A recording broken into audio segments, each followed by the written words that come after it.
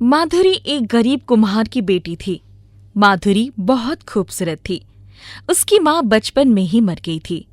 उसके बापू मनोहर ने उसे बड़ी मुश्किल से पाला था। वो मिट्टी के बर्तन बनाते और बाजार में बेचकर जो भी पैसे लाते, उसी से उनका खर्च चलता था। लोगों के बहुत जोर देने पर भी मनोहर ने दूसरा विवाह नहीं किया था। माधुरी 16 साल की हो गई थी। मनोहर को उसके विवाह की चिंता सताने लगी थी। माधुरी घर का सारा काम करती, फिर बापू को खिला पिलाकर पास के ही जंगल में अपनी गाय और बकरियां चराने के लिए ले जाती थी। एक दिन जब वो जंगल में गई तो गाय और बकरियों को चराने के लिए छोड़ दिया और खुद अपने पसंदीदा पेड़ से पीठ टिकाकर आराम करने लगी। थोड़ी देर में उसने अपने खाने की पोटली निकाली और थोड़ा खाना और पानी उस पेड़ के पास रख दिया। हे वृक्ष देवता, पहले आप खा लो, फिर मैं भी खा लेती हूँ। माँ कहती थी, वृक्ष हमारी धरोहर है, उनसे प्यार करना चाहिए। ऐसे भी मुझसे अकेले नहीं खाया जाता। आप भी तो भूखे होंगे ना। फिर वो पेड़ से ढेरों बातें करती। वो उसका रोज का नियम था। माधुरी ने खाना खाया और पानी पिया। अचानक उसके सामने पेड़ से एक अमलताश के फूल का पीले रंग का गुच्छा गिर गया। माधुरी ने जैसे ही उसको उठाने के लिए हाथ बढ़ाया कि वृक्ष से आवाज आई, इसको अपने घर के आंगन में मिट्टी के नीचे दबा देना। तुम कौन हो और ये फूल मुझे क्यों दे रहे हो? तुम तो मुझे रोज खाना पानी देती हो, इतनी बातें करती हो और पहचानती भी नहीं हो। अरे, तुम सच में मेरा बनाया खाना खाते हो? आज मैं बहुत खुश हूँ। अभी जाकर बापू को बताती हूँ। ना ना ना ना ना, ये बात सिर्फ हमारे और तुम्हारे बीच की है। समय आने पर तुम्हें सब कुछ पता चल जाएगा। ठीक है, मैं किसी से नहीं कहूँगी। अब मैं चलती हूँ, कल फिर आऊँगी। वो अपने जानवरों को हाँकते हुए घर आ गई।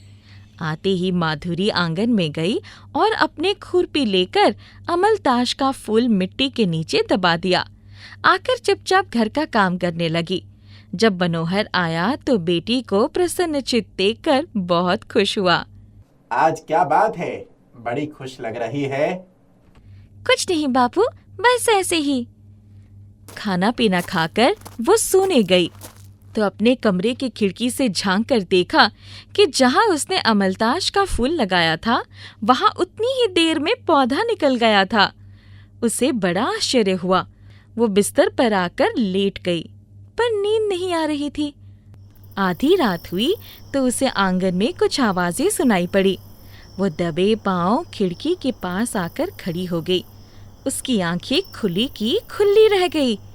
वो नन्हा पौधा पेड़ में परिवर्तित हो गया था। उसके नीचे परियों की रानी लग रही एक खूबसूरत परी सजे हुए तख्त पर विराजमान थी। उसके चारों तरफ सुंदर परियां और परिजात नृत्य कर रहे थे। कोई बांसुरी बजा रहा था तो कोई शहनाई और सारंगी। कुछ देर के बाद ही परियों की रानी ने 3 बार ताली बजाई और ढेर सारा खाने का सामान आ गया। खाने की सुगंध से माधुरी को भी भूख लग गई, लेकिन उसकी हिम्मत नहीं हुई कि वो बाहर निकल कर जाए। खाना पीना खत्म होते होते भोर हो गई। अचानक एक तेज रोशनी हुई और अमलताश का वृक्ष 2 भागों में दरवाजे की तरह खुल गया। सब लोग उसके भीतर समा गए। पलक झपकते ही वहां का नजारा ही बदल गया। माधुरी ठगी सी आंखें फाड़ते देखती रह गई। चुपचाप आकर बिस्तर पर लेट गई। सुबह बापू की आवाज से नींद खुली। माधुरी, जल्दी उठो। ये देखो, हमारे आंगन में पेड़ कहाँ से आ गया और कितने सुंदर घड़े बने रखे हैं। क्या तुमने बनाए हैं? नहीं बापू, मैंने तो घड़े नहीं बनाए। वो भागकर आंगन में पहुंच गई। वहां करीब 10 घड़े बने रखे थे। बापू चलो, अच्छा है ना, अब तुम्हें घड़े बनाने के लिए जाना नहीं पड़ेगा। इन्हीं घड़ों को बाजार में बेच दो। हाँ, तुम ठीक कह रही हो। चलो, मैं बाजार जाता हूँ। कुछ खिला दो पहले। ये सारा खाना तो रात में परियां मजा ले लेकर खा रही थी। बापू को कैसे सब कुछ बताऊं? लेकिन तभी उसे पेड़ की बात याद आ गई। उसने थाली लगाई और बापू के सामने रख दिया। मनोहर खाना देखकर भौचक्का हो गया। अरे, इतने जल्दी तुमने इतना कुछ कैसे बना लिया? बापू, रात को नींद नहीं आ रही थी, इसलिए सुबह ही उठकर बना लिया था। बापू के बाजार जाने के बाद वो झट से पेड़ के पास गई। पहले उसकी जड़ों में पानी डाला, पेड़ के नीचे सफाई की और 2 रोटी बनाकर पेड़ के पास रख दिया। फिर बोली, अब थोड़ा तुम भी खा लो। इसके बाद वो गया और बकरियों को लेकर जंगल में गई। रोज की तरह उसको चराने के लिए छोड़कर वृक्ष के पास आई और पेड़ से लिपट गई। अमलतास के वृक्ष, तुमने मेरा सारा दुख दूर कर दिया। अरे, तुम भी हमारे साथ आकर हमारी दावत में क्यों नहीं शामिल हो गई? मुझे तो डर लग रहा था। डरने की कोई बात नहीं है, आज रात को शामिल हो जाना। उसने जैसे ही खाने की पोटली खोली और पेड़ के पास रखने गई, तुमने मुझे खिला तो दिया था, अब खुद भी तो खा लो। माधुरी समझ गई कि ये पेड़ ही मेरे घर में रहने लगा है। उसने खाना खाया। फिर थोड़ी देर बाद वो उठी और जानवरों को लेकर घर आ गई। माधुरी उस दिन बेचैनी से रात होने की प्रतीक्षा कर रही थी। दोपहर में सो गई। मनोहर जल्दी ही घर आ गया। माधुरी, आज तो गजब हो गया। इन 10 घड़ों के 10 रुपए मिले। ये तो कोई जादू हो गया। मैं तो अभी तक समझ ही नहीं पाया कि घड़े आए कहाँ से। तो कुछ छुपा तो नहीं रही है? नहीं बापू, मैं तो सो रही थी। रात में खाना खाकर दोनों सो गए। आधी रात को माधुरी ने अपनी सबसे अच्छी साड़ी पहन ली, जो बापू ने उसकी शादी के लिए सहेज कर रखते हुए कहा था, जब तेरी शादी होगी तब यही साड़ी पहनना। उसको पहनकर थोड़ा श्रृंगार करके खिड़की में खड़ी हो गई। थोड़ी ही देर अमलतास का वृक्ष दरवाजे की तरह खुल गया और उसमें से सभी परियां निकल आई। माधुरी ने देखा कि उन्होंने पेड़ में से एक संदूक निकाला और परियों की रानी ने 3 बार ताली बजाई। तभी उस संदूक में से एक राजकुमार निकल आया।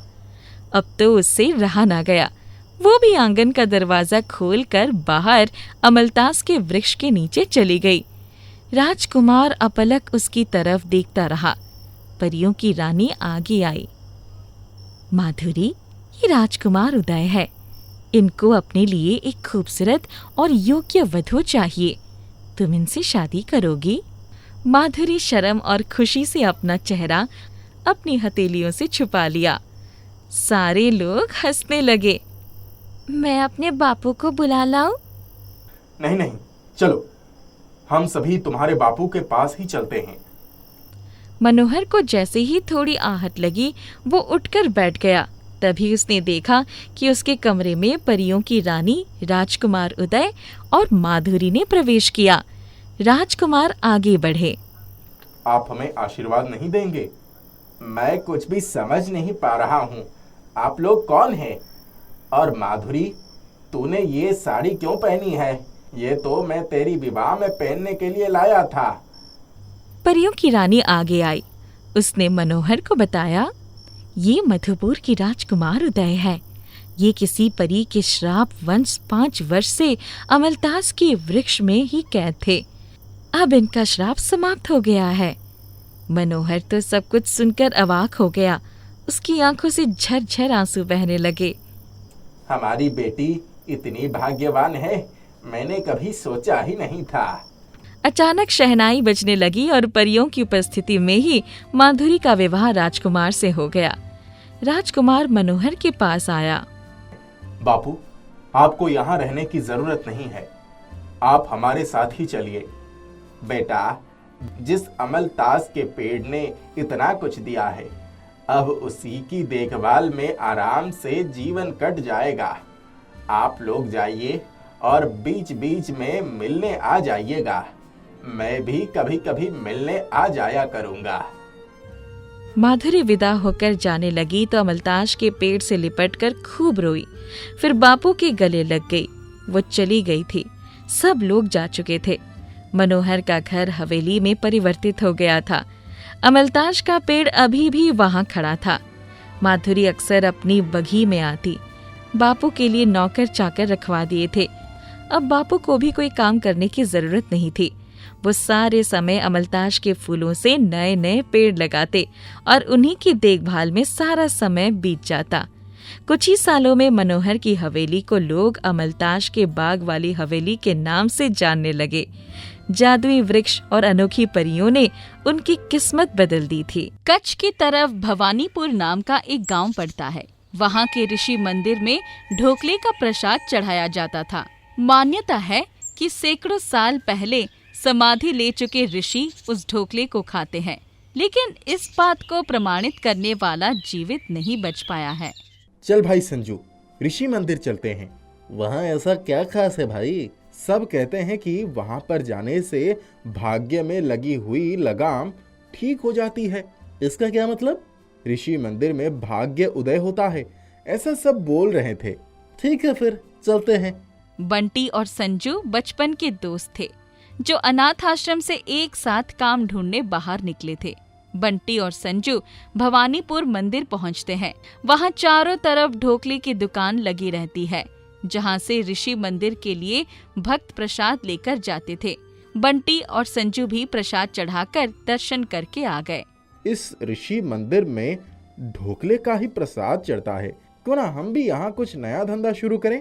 पहले से सब सही धंधा कर रहे हैं भाई, क्या हम कमा पाएंगे?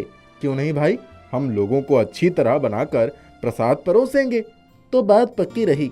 हम कल से यहाँ पर ढोकले का धंधा करेंगे। ठीक है, चलो तैयारी करते हैं अब। क्या पता इस ऋषि मंदिर से हमारे भी भाग्य खुल जाए।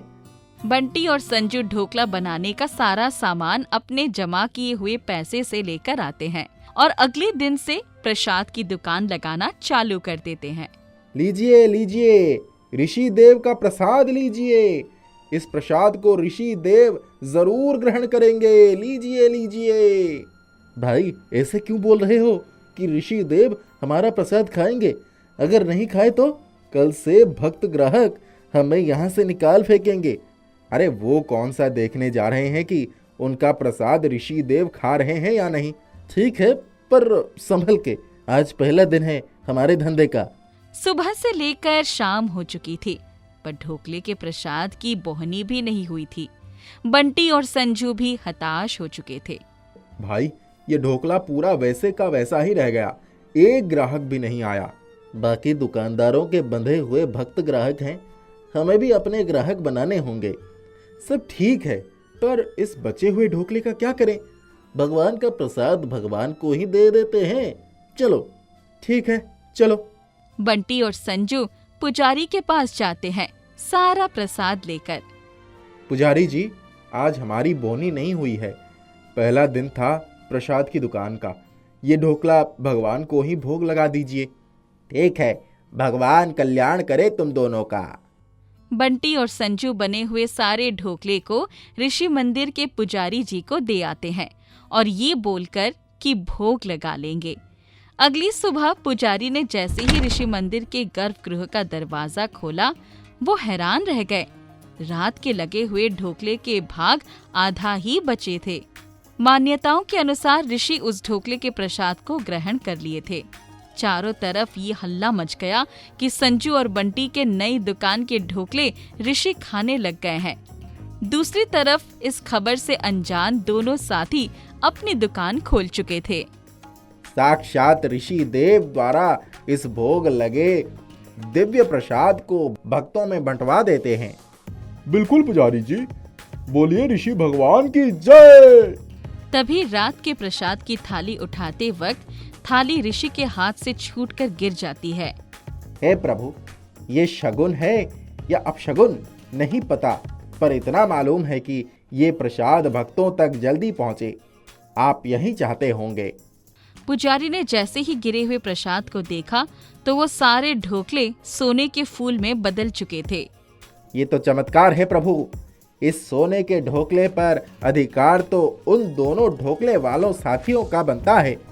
चलो उन्हें ही देकर आते हैं। पुजारी सारे सोने के ढोकले लेकर मंदिर के बाहर संजू और बंटी की दुकान पर जाता है। शायद ऋषि देव ने ही आपके दुकान की बोनी करवा दी है। भगवान ने आपके ढोकले का भोग लगवा दिया है। उन्हीं के प्रभाव से ये ढोकले सोने का बन चुके हैं। अब आप इस ढोकले को रख लीजिए, ये आपके कल के प्रसाद का फल है। ये तो सच में चमत्कार हो गया। बिल्कुल, 50 वर्ष हो चुके मुझे इस मंदिर की पूजा करते हुए। तुम्हारे जादुई ढोकले की तरह मैंने किसी भी दूसरे ढोकले को स्वर्ण में बदलते हुए नहीं देखा। ये जादू तुम दोनों के ढोकले का ही है, जिसे भगवान भी भोग लगा रहे हैं। मंदिर में ही हमारी तरफ से भगवान को चढ़ा दीजिएगा पुजारी जी, और भगवान के भक्तों को ये कहानी बताकर हमारी दुकान की दिशा दिखा दीजिएगा। आपकी बड़ी कृपा होगी। जरूर, भगवान जब आप लोगों का प्रसाद स्वयं ग्रहण कर रहे हैं तो भक्तजन क्यों नहीं करेंगे। कल से हमेशा गर्भगृह का प्रसाद मंदिर समिति की तरफ से आपकी दुकान से ही ली जाएगी। शुक्रिया पुजारी जी, हम भी अपनी श्रेष्ठता बनाए रखने की हमेशा कोशिश करेंगे। ऋषि मंदिर में भगवान के प्रसाद ग्रहण करने और प्रसाद के सोने के हो जाने की कहानी आग की तरह फैल गई। इसी आग में फैला उस ढोकले की दुकान का नाम, जिसको बंटी और संजू चला रहे थे। भाई संजू, सच बोल रहे थे सभी। वास्तव में ऋषि मंदिर से लोगों के भाग्य उदय होते हैं। हम इस बात के प्रत्यक्ष उदाहरण हैं। सही बोल रहे हो भाई। बोलो भगवान ऋषि देव की जय। लोगों की भीड़ प्रसाद खरीदने के लिए अब सबसे ज्यादा संजू और बंटी की दुकान पर लगने लगी। समय के साथ वो दुकान इतनी बड़ी हो गई कि संजू और बंटी अब आलीशान जीवन बिताना चालू कर दिए। मंदिर के भक्तों की संख्या भी सोने के ढोकले की वजह से भी भारी मात्रा में बढ़ गई।